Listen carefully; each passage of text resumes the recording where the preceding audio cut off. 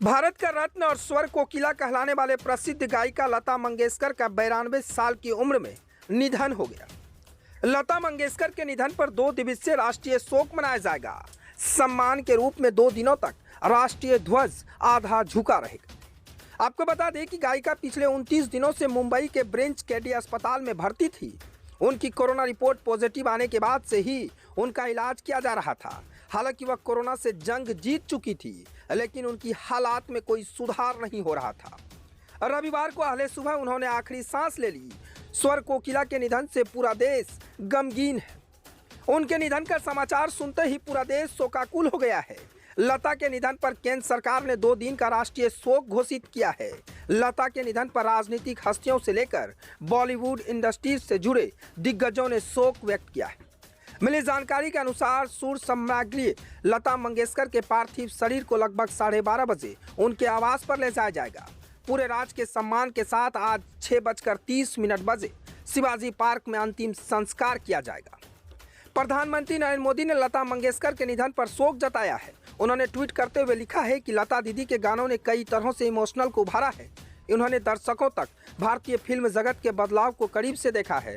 फिल्मों से परे वह हमेशा भारत के विकास के बारे में भावुक थी। वह हमेशा एक मजबूत और विकसित भारत देखना चाहती थी। लता मंगेशकर के निधन पर शोक व्यक्त करते हुए कांग्रेस नेता से लेकर केंद्रीय गृह मंत्री अमित शाह से लेकर यूपी के सीएम योगी आदित्यनाथ और राहुल गांधी ने भी शोक जताया है। योगी आदित्यनाथ ने कहा है कि उनका जाना अत्यंत दुखद है।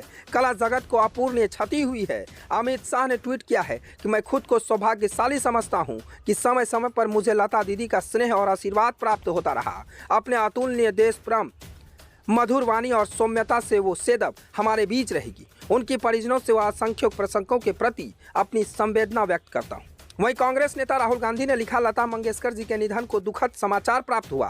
वह कई दशकों तक भारत की सबसे प्रिय आवाज़ बनी रही। उनकी सुनहरी आवाज़ अमर है और उनके प्रशंसकों के दिलों में गूंजती रही।